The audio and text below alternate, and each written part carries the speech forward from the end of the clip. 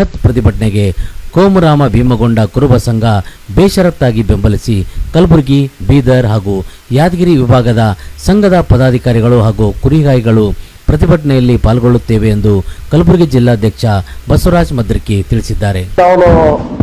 ಈ ಸಂಘಟನೆ ಕೋಮುರಾಮ ಭೀಮಗೊಂಡ ಕುರು ಸಂಘ ಅಸ್ತಿತ್ವಕ್ಕೆ ಬಂದು ಸುಮಾರು 8 ತಿಂಗಳಾಯಿತು. 8 ತಿಂಗಳೊಳಗೆ ಕಲಬುರಗಿ, ಬೀದರ್, ಯಾದಗಿರಿಯಲ್ಲಿ ಅಂದರೆ ಕಲಬುರಗಿ ವಿಭಾಗದಲ್ಲಿ ತನ್ನದೇ ಆದ ಒಂದು ಚಾಪನ್ನ, ತನ್ನದೇ ಆದ ಒಂದು ಸಂಚಲನ ಮೂಡಿಸಿದಂತ ಒಂದು ಸಂಘಟನೆ. ಈ ಕೋಮುರಾಮ ಭೀಮ್ ಗೊಂಡ ಕುರುಬ ಸಂಘದ ವತಿಯಿಂದ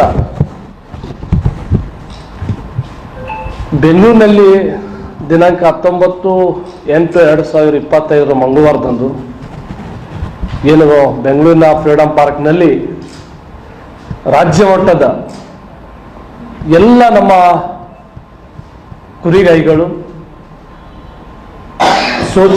ಶೋಷಿತ ಸಮುದಾಯದವರು,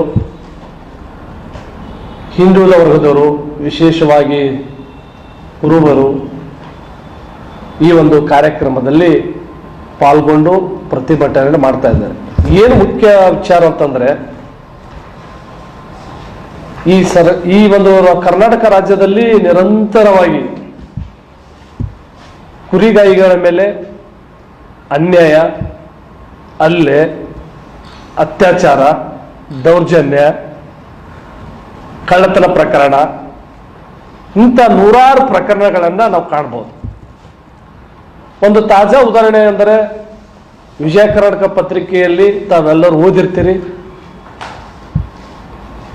ಕಲಬುರಗಿಯ ಕೆಸಟಿ ಗ್ರಾಮದಲ್ಲಿ ದ್ಯಾವಮ್ಮ ಅಂತಕ್ಕಂಥ ಕುರಿಗಾಯಿ ಮಹಿಳೆ ತನ್ನ ಹೊಟ್ಟೆಪಾಡಿಗಾಗಿ ಸುಮಾರು 150ಕ್ಕೂ ಹೆಚ್ಚು ಕುರಿಗಳನ್ನ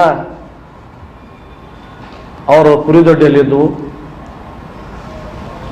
ರಾತ್ರಿ ಸುಮಾರು 1 ಗಂಟೆ 2 ಗಂಟೆ 2 ಗಂಟೆಗೆ ನೋಡ್ತಾರ, ಕುರಿಗಳಿಲ್ಲ, ಕಳ್ಳತನ ಆಗಿವೆ. ಈ ಪ್ರಕರಣ ನಮ್ಮ ಏನು ಗುಲ್ಬರ್ಗಾ ವಿಶ್ವವಿದ್ಯಾಲಯದಲ್ಲಿ ಸ್ಟೇಷನ್ನಲ್ಲಿ ಕೂಡ ಪ್ರಕರಣ ದಾಖಲಾಯಿತು. ಇವತ್ತಿಗೂ ಕೂಡ ಅವ್ರಿಗೆ ಪತ್ತೆಹಚ್ಚಾರ, ಇನ್ನಾದ್ರೂ ಅವ್ರಿಗೆ ದುಡ್ಡು ಬಂದಿಲ್ಲ.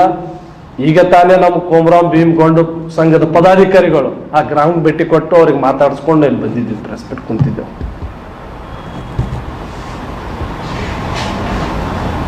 ಒಂದು ಇದೇ ತರ ನಮ್ಮ ಶಾಬಾದ್ನಲ್ಲಿ ಕೂಡ ಆಗಿತ್ತು. ಹಳೆ ಶಾಬಾದ್ನಲ್ಲಿ, ನಮ್ಮ ಪಕ್ಕದ ಜಿಲ್ಲೆ ಬೀದರ್ ಜಿಲ್ಲೆಯ ಬಸವ ಕಲ್ಯಾಣ ತಾಲೂಕಿನಲ್ಲಿ ಪ್ರಭು ಮೇತ್ರೆ ಅಂತಕ್ಕಂಥ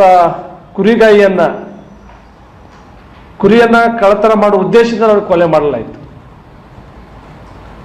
ಅದೇ ರೀತಿಯಾಗಿ ಕೊಪ್ಪಳ, ರಾಯಚೂರಿನಲ್ಲಿ ಒಂದು ಇದು ಪ್ರಕರಣ ನೋಡ್ರಿ, ಕಾರ್ಖಾನೆ ಒಳಗ ನೀರು ಕುಡಿಸ್ಲಿಕ್ಕೆಲ್ಲ ಹೋಗುವಂತ ಸಂದರ್ಭದಲ್ಲಿ ರಕ್ತ ಬರುವಂಗೆ ಹೊಡೆದ್ರು. ಈ ತರ ನಿರಂತರವಾಗಿ ದೌರ್ಜನ್ಯ ಪ್ರಕರಣಗಳು ಆಗ್ತಾ ಇದ್ದಾವೆ.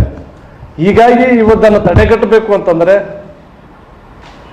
2024 ಮತ್ತು 25ನೇ ಸಾಲಿನಲ್ಲಿ ಮಾನ್ಯ ಮುಖ್ಯಮಂತ್ರಿಗಳು ಬಜೆಟ್ನಲ್ಲಿ ಈ ಕುರಿಗಾಯಿಗಳ ಹಿತರಕ್ಷಣಾ ಕಾಯ್ದೆಯನ್ನು ಜಾರಿಗೆ ತರ್ತೀರಂತ ಭರವಸೆಯನ್ನು ನೀಡಿದರು. ಈ ಬರುವ ಅಧಿವೇಶನದಲ್ಲಿ ಮಾನ್ಯ ಮುಖ್ಯಮಂತ್ರಿಗಳಿಗೆ ನಾವು ಮನವಿ ಮಾಡ್ಕೊತೀವಿ, ತಮ್ಮ ಮೂಲಕ ಬರುವ ಅಧಿವೇಶನದಲ್ಲಿ ಈ ಕುರಿಗಾಯಿಗಳ ರಕ್ಷಣೆಗೋಸ್ಕರ ಕುರಿಗಾಯಿಗಳಿಗೆ ಒಂದು ಬಲ ತುಂಬೋ ದೃಷ್ಟಿಯಿಂದ ತಾವು ದಯವಿಟ್ಟು ಕುರಿಗಾಯಿಗಳ ಹಿತರಕ್ಷಣಾ ಕಾಯ್ದೆನ ಜಾರಿಗೆ ತರಬೇಕಂತ ನಮ್ಮ ಆಗ್ರಹ.